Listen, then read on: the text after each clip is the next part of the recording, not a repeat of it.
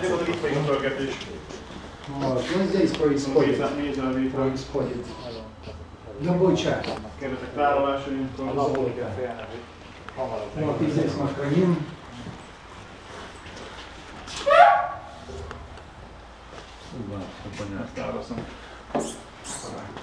Ну, те, що ми дивилися по тому, то він так і є. Тільки тут воно трошки чого?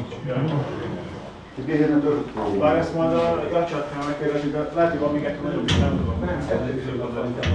Mert teljesen ki vagyok okosodva. Ez a nagyobb csiga? Igen, ez a nagyobb. Сколько в среднем получается семьи за сезон? Család mondjuk, hogy szezon alatt. Szezonban? Hát attól függ, a vándorlásai, Зависимость. 60-70 kiló. Ну, 60-70 килограмм. 60-70 kiló. В основном Kisebb meg az állomány jelesnél, szerintem többet is, de... Ну, может, можно было добиться больших объемов. Volt olyan, amikor volt ez 80 is. 80. Это хорошо. До 80 тоже. А какая порода пчел здесь? Ишмен méhek. Milyen fajta? Krajnai.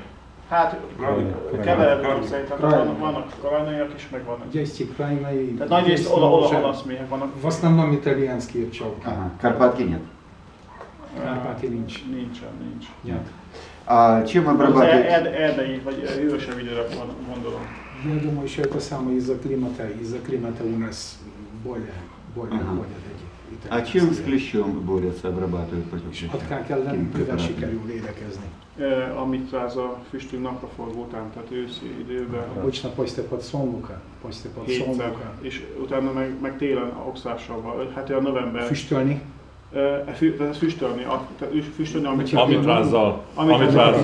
Amit füstölünk, mondom, ilyen napraforgó után időszakban, hétszer, 3 naponta. 7 раза через 3 дня. És utána oxással kezelés november közepén. А потом где-то к середине ноября, около 5 градусов температура, кислота оксаж.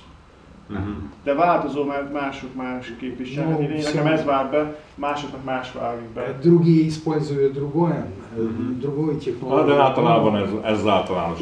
У меня получается, и я придерживаюсь. Пушкой Варамором не пользуетесь? А мітраз, пушка Варамор? Митраз, федвер. Продаются, видите? Ja, már hogy milyen, lejutatom be, milyen készülék? Ez a ködölő. Ez a ködölő.